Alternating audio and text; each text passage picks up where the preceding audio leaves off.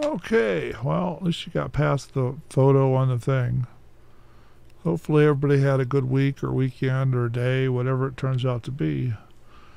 So with the film that we're doing, The Net, you probably already figured it out, with Sandra Bullock, Jeremy Northern, Dennis Miller. There's a lot of, this is kind of a spy thriller. They're calling it a thriller, action thriller, but this is kind of a spy thriller.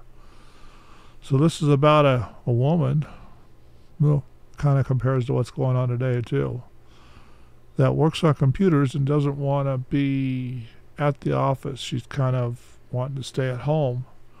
She feels safer there and protected. And Sandra Bullock is the one that is the star in this one. She ends up getting a virus that's protected by something, protecting a lot of computers that's being misused by the developer of the virus.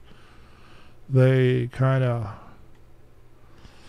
actually gives a back door. They call it Mozart's ghost in this thing. Gives them back door into the thing, and she's trying to figure out why. Then she goes on vacation to Mexico, and the people that wrote the virus actually changed her ID, swapped it with somebody called Ruth Marks.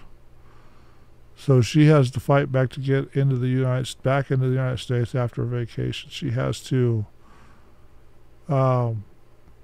fight to get her ID changed. It's a whole long process of figuring out what's going on, and she has to contact friends to get a place to stay because she has no money, because apparently Ruth Marks has no money. When she gets back, her car's gone from the airport, like it wasn't even there. Her house is being sold.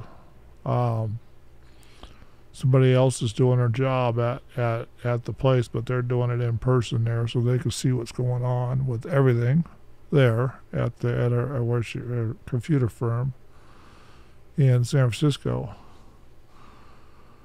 So she ends up having to go on the run. She ends up in a hotel, and then her friend gets poisoned, and it's kind of a thing. FBI arrives to save her mother, move her around to the hotel, and then it's really kind of an interesting movie. It kind of makes you think about what somebody could do if they got the right virus in all the public computers.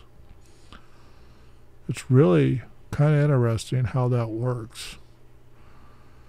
And they probably could do everything that they do and did in this movie to more than just one person.